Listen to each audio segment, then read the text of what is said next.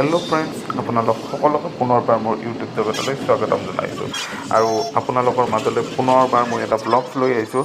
যদিও এই ব্লগছটো বনোৱা বহুদিনেই হ'ল আৰু বিভিন্ন কাৰণবশতঃ মই এই ব্লগছটো এডিট কৰিবলৈ পৰা নাছিলোঁ, আৰু সেই হেতুকে মই এই ব্লগছটো আপোনালোকৰ মাজলৈ আগবঢ়াব পৰা নাছিলোঁ। যদিও দেৰি হ'ল, তথাপিতো আপোনালোকৰ মাজলৈ এই ব্লগছটো আগবঢ়াইছোঁ আৰু ইয়াৰ কিছু অংশ আগতে আপোনালোকলৈ আগবঢ়াই দিছোঁ, আৰু ইয়াৰ পিছৰ অংশখিনি অৰ্থাৎ মেইন অংশখিনি ইয়াৰ পিছত দেখিবলৈ পাব। হেল্ল' বন্ধুসকল, আপোনালোক সকলোকে পুনৰবাৰ মোৰ ইউটিউব জগতলৈ স্বাগতম জনাইছোঁ। আজি বহুদিনৰ মূৰত পুনৰবাৰ এটা ব্লগ বনাবলৈ ওলাইছোঁ।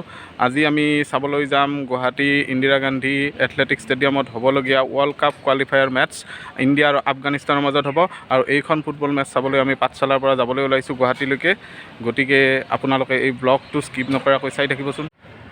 আমি পাঠশালাৰ পৰা দুখন গাড়ীত গুৱাহাটীলৈকে যাবলৈ ওলাইছোঁ। আমি ইয়াৰ পৰা 8জন ল'ৰা, আমি বন্ধু গুৱাহাটীলৈ যাম আৰু তাত আমি ফুটবল মেটছখন উপভোগ কৰিম। লগতে আপোনালোককো ফুটবল মেটছৰ কিছু অংশ দেখুৱাম। আপোনালোকে ভিডিঅ'টো শেষলৈকে চাবলৈ নাপাহৰিব দেই।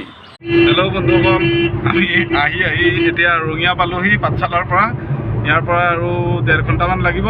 1.5 ঘণ্টাত গৈ আমি ইন্দিৰা গান্ধী এথলেটিক ষ্টেডিয়াম পাম, আৰু তাৰপিছত আমাৰ বহু উপেক্ষিত ইণ্ডিয়া বনাম আফগানিস্তানৰ ৱৰ্ল্ড কাপ কোৱালিফায়াৰ মেটছখন চাবলৈ পাম, আপোনালোককো দেখুৱাম।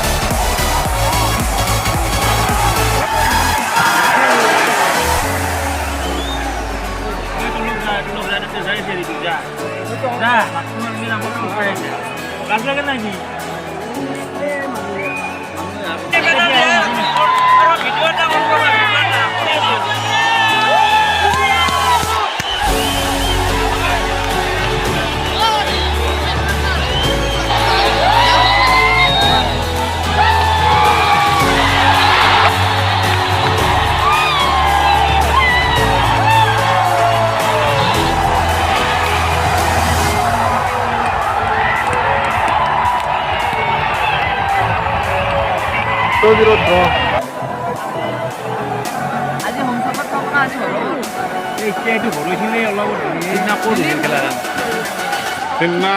চৌদি আৰবত।